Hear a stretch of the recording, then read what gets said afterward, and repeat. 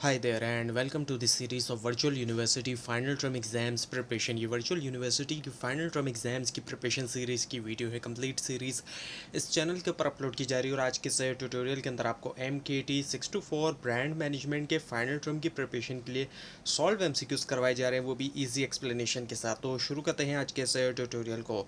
सबसे पहले ये कि ब्रांड एक्सटेंशन मीन्स, अब अगर हम ब्रांड एक्सटेंशन की बात करते हैं तो इससे क्या मुराद है, इसका क्या मतलब है। The answer is using existing brand for new product, यानी कि वही जो पुरानी ब्रांड है यानी कि जो ब्रांड नेम चलता आ रहा है उसी को इस्तेमाल करते हुए नई प्रोडक्ट्स लेकर आएँ। So brand extension occurs when a company uses an existing well known brand name to launch new products, helping reducing marketing cost and risk. तो होता क्या है कि जब ब्रांड एक्सटेंशन कंपनीज करती हैं, कोई भी ऑर्गेनाइजेशन करती है, तो एक ही ब्रांड नेम का इस्तेमाल करेंगे। वो उसी ब्रांड नेम को इस्तेमाल करते हुए नई प्रोडक्ट्स लेकर आएंगे उसी ब्रांड नेम के साथ। और उससे फ़ायदा ये होता है कि एक तरफ मार्केटिंग कॉस्ट भी कम आती है और रिस्क भी कम होता है, क्योंकि ऑलरेडी स्टेब्लिश ब्रांड होती है तो लोग जो है वो ट्रस्ट करते हैं उस ब्रांड के ऊपर। नेक्स्ट ये कि diversification in branding refers to, branding के अंदर डाइवर्सिफिकेशन की जाती है। इससे क्या मुराद है, the answer is entering new product categories, यानी कि नई प्रोडक्ट कैटेगरीज में दाखिल होना। So diversification means expanding into completely new product categories to grow the business beyond existing market। तो diversification में क्या होता है कि नई, बिल्कुल नई जो प्रोडक्ट कैटेगरीज होती है उसमें जाया जाता है ताकि ग्रो करें बिजनेस को, जो एग्जिस्टिंग मार्केट है उससे भी आगे बढ़ें, जो मौजूदा मार्केट है उससे आगे अपने बिजनेस को लेकर जाएं। नेक्स्ट वन ये है कि positioning is in branding means, अब पोजिशनिंग जो होती है ब्रांडिंग में का क्या मतलब है, creating image in consumer mind, यानी कि कंज्यूमर के दिमाग के अंदर एक इमेज पैदा की जाए प्रोडक्ट के हवाले से। So positioning is about shaping how customer perceive a brand in their mind compare to competitors. So positioning का मतलब यही कि शेप देना, तश्कील देना जो कस्टमर का परसीव होता है एक ब्रांड के बारे में, यानी कि किस तरीके से वो एक ब्रांड को देखते हैं अपने कॉम्पिटिटर्स के मुकाबले में। तो एक जो है वो उसको तश्कील देना, बेहतर से बेहतर एक पोजीशन करना अपनी ब्रांड की कॉम्पिटिटर्स के मुकाबले में। तो ये होता है। तो परसीव जो है, यानी कि हर किसी का अपना परसेप्शन होता है, एक ही चीज़ है लेकिन होता क्या है कि परसेप्शन हर किसी का मुख्तलिफ होता है, लोग मुख्तलिफ तरीके से एक ही चीज़ को देख रहे होते हैं। नेक्स्ट ये कि a successful brand extension depends होने का, जो कामयाब जो ब्रांड एक्सटेंशन होगी वो इनमें से किसके ऊपर डिपेंड करती है, strong parent brand. Parent brand जितनी ज़्यादा स्ट्रॉन्ग होगी, so a strong existing brand increases trust and acceptance for new products under the same brand name. तो होगा क्या कि जो एक स्ट्रॉन्ग ब्रांड होगी वो बढ़ाएगी ट्रस्ट भी और एक्सेप्टेंस जो है नई प्रोडक्ट्स के लिए सेम ब्रांड नेम के अंडर में। नेक्स्ट वन ये कि ब्रांड एक्सटेंशन इन रिड्यूसेस, अब ब्रांड एक्सटेंशन से कमी आती है इनमें से किसके अंदर, risk for new product launch.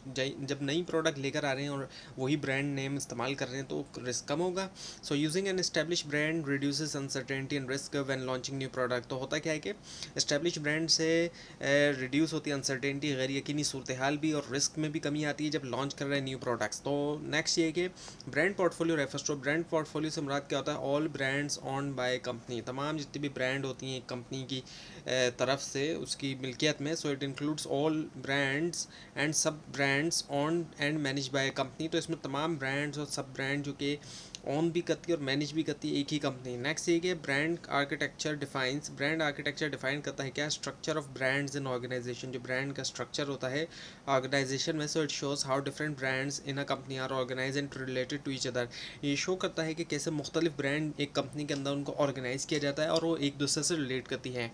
Next one ये कि house of brands strategy means, house of brand strategy का मतलब इनमें से क्या होता है, मल्टीपल इंडिपेंडेंट ब्रांड, कई सारी जो इंडिपेंडेंट ब्रांड्स होती हैं। So each product has its own separate brand identity without relying on a master brand.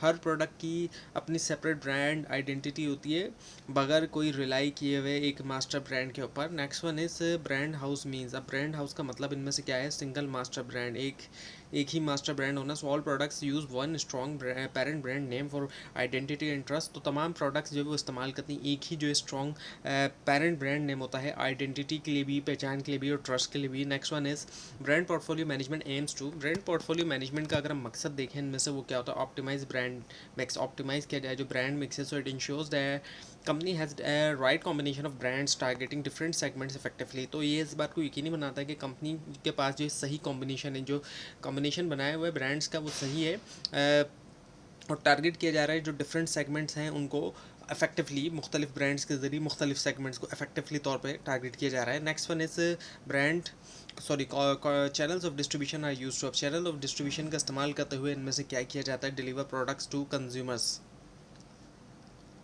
Consumers तक प्रोडक्ट्स को पहुंचाया जाता है। So distribution channels and move product from producers to final consumer. Distribution channel का इस्तेमाल करते हुए प्रोडक्ट्स को प्रोड्यूसर्स से जहां बन रही है फाइनल कंज्यूमर्स तक जो कंज्यूम करेंगे इस्तेमाल करेंगे वहां तक पहुंचाया जाता है। नेक्स्ट वन ये कि वैल्यू क्रिएशन मीन्स। अब वैल्यू क्रिएशन का मतलब इनमें से क्या होता है? डिलीवरिंग कस्टमर बेनिफिट्स, डिलीवर करना customer benefits. So value creation means providing products और service that satisfy customer needs. Value creation का मतलब ये होता है कि प्रोवाइड किया जाए, मुहैया किया जाए प्रोडक्ट्स को या सर्विसेज को जिससे कस्टमर की नीड जो है वो सेटिस्फाई हो सके, पूरी हो सके। Next one is brand values mainly based on. अब जो ब्रांड वैल्यू मेनली तौर पे बुनियादी तौर पे अगर हम देखें वो किसके ऊपर बेस करती है? कस्टमर परसेप्शन के ऊपर, क्योंकि हर किसी का अपना परसेप्शन होता है। So brand value depends on how customers perceive and trust the brand. Brand value depend करते हैं कि कैसे कस्टमर परसीव करते हैं और ट्रस्ट करते हैं, भरोसा करते हैं ब्रांड के ऊपर।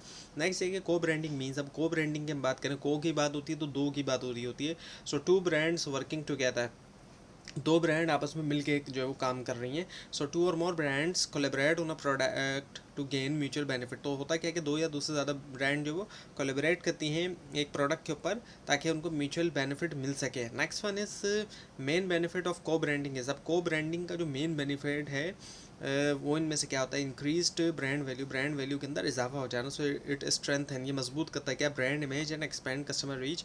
मजबूत करता है ब्रांड इमेज जो बढ़ाता है कस्टमर रीच को। Next one is customer response hierarchy starts with. Customer response hierarchy की शुरुआत हम देखें कहाँ से होती है? सबसे पहले अवेयरनेस होती है, आगाही से।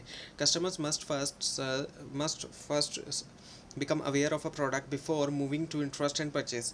कस्टमर को सबसे पहले क्या होना चाहिए? अवेयर होना चाहिए, आगाह होना चाहिए एक प्रोडक्ट से, इससे पहले कि वो मूव करे इंटरेस्ट की तरफ या फिर जो परचेज होती है। नेक्स्ट वन ये कि आइडिया मॉडल स्टैंड्स फॉर। अब ये एक एब्रीवेशन है आइडिया, जो कि बहुत ही इंपॉर्टेंट एब्रीवेशन है, मार्केटिंग और मैनेजमेंट में इस्तेमाल होती है। तो इसकी फुल फॉर्म है attention, interest, desire and action.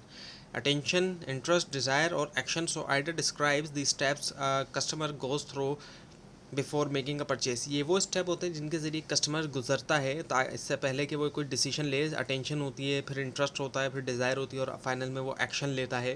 Next one ये कि final stage in hierarchy is. तो जो फाइनल स्टेज होती है हायरार्की में वो अगर हम देखें तो वो क्या होती है? एक्शन और परचेज। ये आइडिया वाले उसकी हायरार्की की बात हो रही है। एक्शन, एक्शन लेना, उसने ख़रीदना है। अब जैसे कि लिखा होता है, आपने देखा होगा अक्सर बाय नाउ इस तरह करके लिखा होता है, वो क्या है? वो एक्शन होता है। जब किसी प्रोडक्ट का कोई ऐड है कहीं पे आप देखें लिखा हुआ है या फिर ऐड चल रहा है तो उसमें आता है अक्सर कि बाय नाउ, तो वो एक्शन के लिए परसुएड किया जा रहा होता है कि एक्शन लें, परचेज़ करें। So final step is when the customer actually buys the product. Final step तभी है जब कस्टमर जो एक्चुअली बाय करता है। Now advertising is. एडवर्टाइजिंग को अगर हम देखें वो क्या है? Paid non personal communication. एक तो ये पेड होती है, अनपेड नहीं होती। पर्सनल सॉरी पब्लिसिटी की तरह अनपेड नहीं है, और ये नॉन पर्सनल कम्युनिकेशन होती है। So advertising is paid communication delivered through media to a large audience. एक तो ये पेड है, दूसरी ये कि मीडिया के ज़रिए इसको डिलीवर किया जाता है लार्ज ऑडियंस तक, मास ऑडियंस तक भी, जैसे कि टेलीविज़न का इस्तेमाल करते हुए। नेक्स्ट वन ये कि मेन पर्पस ऑफ एडवर्टाइजिंग है। सब एडवर्टाइजिंग का मेन पर्पस क्या है? Inform and persuade customers. Inform करना एक तो उनको बताना प्रोडक्ट के बारे में, दूसरा है कि परसुएट करना, कन्विंस करना कि वो बाय करें। So advertising aims to inform, attract, persuade customers to buy product. Advertising का एम ये कि इन्फॉर्म करना, अट्रैक्ट करना, परसुएट करना कि कस्टमर बाय करे प्रोडक्ट को। Now effective advertising should be. जो इफेक्टिव हो एडवर्टाइजिंग, ऐसी एडवर्टाइजिंग क्या होनी चाहिए? Clear and persuasive. एक तो क्लियर हो, एम्बिगियस ना हो, छुपी हुई चीज़ें ना हो, और दूसरा है कि परसुएसिव होनी चाहिए, कन्विंसिंग हो। So clear messaging helps customer understand and respond positively. होता क्या है कि जब मैसेज क्लियर होगा तो एक तो कस्टमर समझेगा कि किस प्रोडक्ट के बारे में बात की जा रही है, दूसरा है कि वो पॉजिटिवली रिस्पॉन्ड करेगा। नेक्स्ट वन ये कि एडवर्टाइजिंग हेल्प्स इन। एडवर्टाइजिंग मदद करती है इनमें से किसके अंदर? ब्रांड अवेयरनेस के अंदर। ब्रांड के बारे में आगाही होती है। So it increases recognition and awareness of a brand in market. Advertising के ज़रिए जो है बहुत मतलब इनके ब्रांडिंग के अंदर हम देखें तो एडवर्टाइजिंग बहुत ज़्यादा यूज़फुल टूल होता है। तो रिकग्निशन और जो अवेयरनेस होती है एक ब्रांड की, उसके अंदर हम देखते हैं बहुत ज़्यादा इजाफा देखने में आता है मार्केट के अंदर अगर सही एडवर्टाइजिंग की जा रही है। नेक्स्ट ये कि सेल्स प्रमोशन इज़। अब सेल्स प्रमोशन क्या होता है? Short term incentive tool. Short term होता है ये, इसके ज़रिए और इंसेंटिव दिया जाता है ताकि प्रमोट किया जाए। So it uses temporary incentive to boost a immediate sales, अब टेम्परेरी तौर पे इंसेंटिव देखते हुए सेल को बढ़ाया जाता है, इमीडिएटली तौर पर फ़ौरन बढ़ा लिया जाता है। नेक्स्ट वन ये कि एग्जांपल ऑफ सेल्स प्रमोशन, अब सेल्स प्रमोशन की एग्जांपल देखें वो क्या होती है, कूपन्स जैसे कि होते हैं। So coupons provide discount to encourage quick purchase decision, coupons के जरिए क्या हो रहा है कि क्विक परचेज डिसीजन, वो क्विकली जो है वो परचेज करेंगे। नेक्स्ट वन ये कि ट्रेड प्रमोशन टारगेट्स, अब ट्रेड प्रमोशन टारगेट करता है इनमें से क्या, रिटेलर एंड होलसेलर, जो रिटेलर होते हैं वो भी और होलसेलर भी। So it is design to motivate channel members to promote and stock products, ये डिज़ाइन किया जाता है मोटिवेट करने के लिए चैनल मेंबर्स को, ताकि प्रमोट किया जाए और स्टॉक किया जाए प्रोडक्ट्स को। नेक्स्ट वन ये कि पब्लिक रिलेशन फोकसेस होना, पब्लिक रिलेशन का फोकस इनमें से क्या होता है, इमेज बिल्डिंग की जाए। So public relation builds a positive reputation for the company, public relation से बिल्ड की जाती है पॉजिटिव रेपुटेशन होगी वो भी पॉजिटिव कंपनी के लिए। नेक्स्ट वन ये कि sponsorship is use for, sponsorship का इस्तेमाल करते हुए इनमें से क्या किया जाता है, ब्रांड एक्सपोजर किया जाता है। Sponsorship increases brand visibility through events और एक्टिविटीज़, स्पॉन्सरशिप जो बढ़ाता है ब्रांड विजिबिलिटी भी बढ़ाता है, और किसके ज़रिए, इवेंट्स के ज़रिए। इवेंट्स को स्पॉन्सर किया जाता है, जैसे कि टूर्नामेंट्स होते हैं, क्रिकेट वगैरह के टूर्नामेंट्स होते हैं इस तरह के, या फिर एक्टिविटीज़ वगैरह इस तरह के। नेक्स्ट ये कि डायरेक्ट मार्केटिंग इंक्लूड्स, अब डायरेक्ट मार्केटिंग में शामिल है इनमें से क्या, पर्सनल लेटर एंड ईमेल्स, ये दोनों आ जाते हैं। So it communicates directly with customers through email, mail और मैसेजेस, यहाँ पर डायरेक्टली कस्टमर के साथ कम्युनिकेट किया जाता है, या तो मेल किया जाएगा उसको पोस्ट के ज़रिए, या फिर ईमेल किया जाएगा, इलेक्ट्रॉनिक मेल जो हम इंटरनेट पे करते हैं, या फिर मैसेजेस वगैरह किए जा सकते हैं, एसएमएस वगैरह किया जा सकता है। नेक्स्ट ये कि pricing is influence by, pricing अगर हम देखें तो उसको इन्फ्लुएंस होती है इनमें से किसके ज़रिए, डिमांड और कंपटीशन के ज़रिए। So pricing depends on market demand, competition and cost factor, pricing किसके ऊपर डिपेंड करती है, एक तो मार्केट डिमांड के ऊपर, मार्केट में क्या डिमांड चल रही है, कंपटीशन कैसा है, और कॉस्ट प्रोडक्ट्स की। नेक्स्ट है कि premium pricing means, premium pricing से क्या मुराद है इनमें से, वो होता है high price positioning, high price positioning होती है। So it sets high prices to position product as a high quality और लग्जरी, ये इसमें क्या होता है कि हाई प्राइस सेट किए जाते हैं ताकि प्रोडक्ट को एज अ हाई क्वालिटी या लग्जरी किया जाए। एक हाई क्वालिटी की, हाई स्टैंडर्ड के प्रोडक्ट या फिर लग्जरियस प्रोडक्ट होती है, वहाँ पर ये प्रीमियम प्राइसिंग जो वो की जाती है। हाई प्राइस के ऊपर प्रोडक्ट जो है वो, एक ही आप देखते हैं कि कुछ ऐसी कंपनीज होती हैं जहाँ पर एक ब्रांड उनकी जो है वो पेनिट्रेशन प्राइसिंग पे होती है, लो प्राइस होती है, और एक दूसरी तरफ उसी कंपनी की हाई प्राइस के ऊपर जो प्रोडक्ट होती है, तो वो प्रीमियम प्राइसिंग वाली है जो हाई प्राइस की है, और जो लो प्राइस के ऊपर वो पेनिट्रेशन प्राइसिंग के ऊपर होती है। नेक्स्ट ये कि penetration pricing is use to, अब पेनिट्रेशन प्राइसिंग जैसे कि आपको बताया गया, enter market with low price, तो इसमें होता है कि लो प्राइस के साथ इंटर होता है मार्केट में। Low prices attract customer quickly when entering a new market, और ख़ासतौर पर जब नए मार्केट में इंटर हो रहे हैं तो क्या होगा कि लो प्राइजेस से कस्टमर अट्रैक्ट होंगे और कस्टमर कन्वर्ट हो जाएंगे, मतलब इनके जो जल्द से जल्द जो वो कस्टमर लोग जो है वो कस्टमर्स के अंदर कन्वर्ट होते जाएंगे, जो भी लोग प्रोडक्ट्स को देखेंगे। नेक्स्ट है कि R O I stands for, अब आर ओ आई जो है वो एक एब्रीविएशन है, इसका मतलब क्या है, return on investment. So R O I measures profitability related to investment, इसमें प्रॉफिटेबिलिटी मेजर किया जाता है इन्वेस्टमेंट के मुकाबले में। नेक्स्ट ये कि brand investment focuses on, brand investment का फोकस इनमें से क्या होता है, लॉन्ग टर्म ब्रांड वैल्यू होता है। So it aims to build long term build strong brand equity over time, इसके ज़रिए अगर हम देखें तो स्ट्रॉन्ग ब्रांड इक्विटी जो है वो बिल्ड की जाती है वक्त के साथ साथ। Next one is brand equity means, अब ब्रांड इक्विटी का मतलब क्या होता है, brand value in market, brand value क्या है मार्केट के अंदर। So it is the value a brand adds to a product beyond its functional benefits, तो ये वो वैल्यू होती है जो कि एक ब्रांड ऐड करती है एक प्रोडक्ट के अंदर, उसकी फंक्शनल बेनिफिट्स के अलावा, उसके फंक्शनल बेनिफिट्स से हट के अगर हम देखें, उससे आगे जाके हम देखें, फंक्शनल बेनिफिट्स तो अपनी जगह हैं लेकिन साथ में वैल्यू जो है। नेक्स्ट वन ये कि brand dynamic refers to, brand dynamic से क्या मुराद है, changes in brand performance over time, brand performance में चेंज आना, तब्दीली आना वक्त के साथ साथ। So tracks how a brand evolve in the market, तो ये इस बात को ट्रैक किया जाता है, इसके ज़रिए देखा जाता है कि कैसे एक ब्रांड इवॉल्व हो रही है वक्त के साथ, इर्तका हो रहा है उसका मार्केट के अंदर।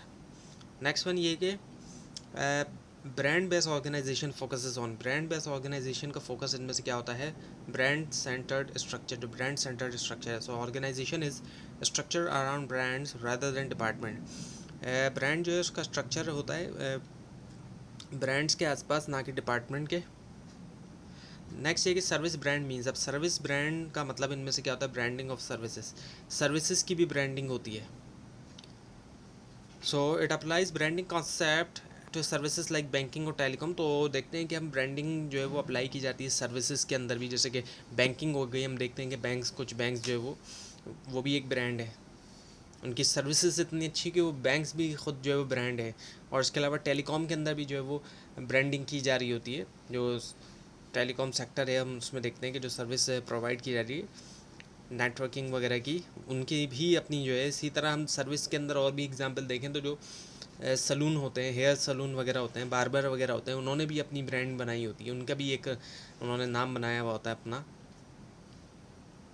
नेक्स्ट ये कि service branding is difficult because अब सर्विस ब्रांडिंग जो है वो मुश्किल हो जाती है इनमें से किसकी वजह से, क्योंकि टेंजिबिलिटी जो है वो लो होती है, क्योंकि सर्विस कोई ऐसी चीज़ नहीं है जो कि फ़िज़िकली जिसकी एग्जिस्टेंस है, लेकिन सर्विस के बाद जो चीज़ दी जा रही है वो उसमें टेंजिबिलिटी हमें कुछ दिखाई देती है। So services are intangible making them harder to evaluate and brand. तो ये इंटेंजिबल चीज़ होती है असल में सर्विस, फिज़िकली इसकी कोई एग्जिस्टेंस नहीं है, इसी वजह से जो है मुश्किल होता है कि इवेल्यूएट किया जाए और इसको ब्रांड किया जाए।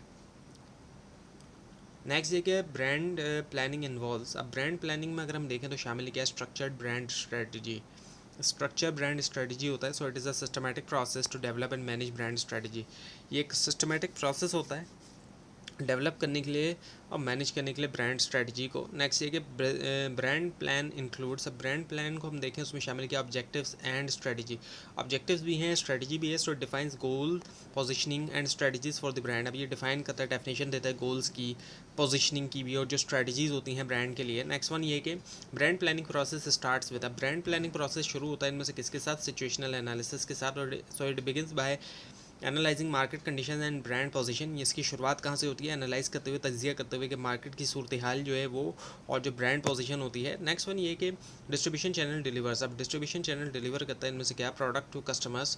जो प्रोडक्ट होती हैं वो कस्टमर्स तक पहुँचाई जाती है। So channels ensures product reach end consumers efficiently. तो चैनल्स इस बात को यकीनी बनाते हैं कि प्रोडक्ट कंज्यूमर्स तक एफिशिएंसी के साथ पहुँचाए।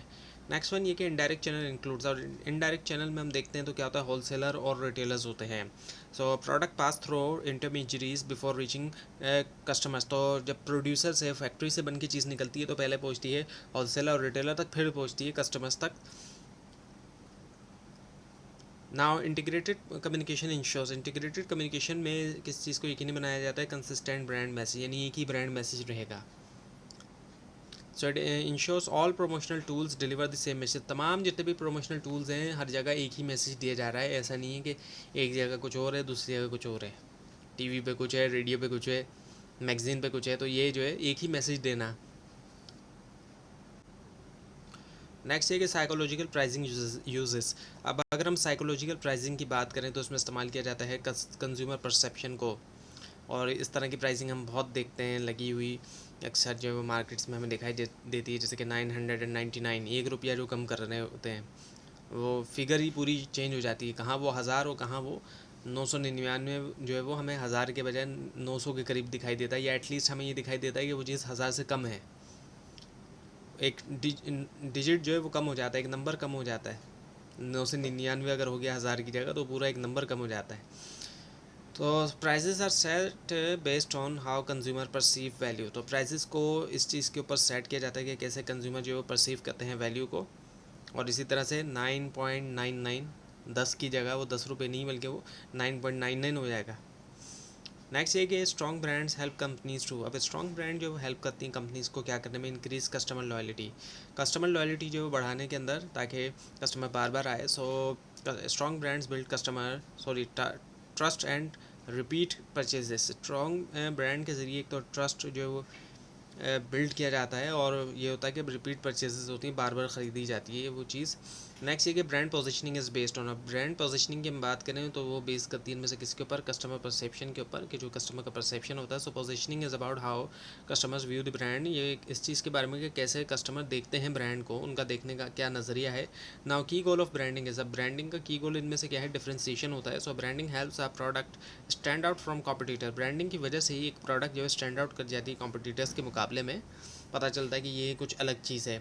Next one is successful brand strategy requires. कामयाब ब्रांड स्ट्रेटजी रिक्वायर करती है क्या? कंसिस्टेंट मैसेजिंग कॉस्ट और consistency build strong and reliable brand identity. Consistency के जरिए बिल्ड किया जाता है स्ट्रॉन्ग और रिलायबल जो ब्रांड आइडेंटिटी होती है। नेक्स्ट वन ये कि final objective of branding is, branding का जो आखिरी जो ऑब्जेक्टिव होता है इनमें से वो क्या होता है? Customer loyalty and strong brand equity. Customer loyalty का होना और स्ट्रॉन्ग ब्रांड इक्विटी का होना। तो ये था आज का लेसन, आज का ट्यूटोरियल। आपको इस बारे में कोई क्वेश्चन है, खासतौर पर इसमें कोई मिस्टेक दिखाई दे ज़रूर हाईलाइट कीजिए, और इस पूरी सीरीज़ को देखने के लिए और फाइनल टर्म एग्जाम्स की प्रिपरेशन के लिए इस चैनल को सब्सक्राइब कीजिए, बेल आइकन के ऊपर क्लिक कीजिए। Thanks for watching this video and best of luck for your exams.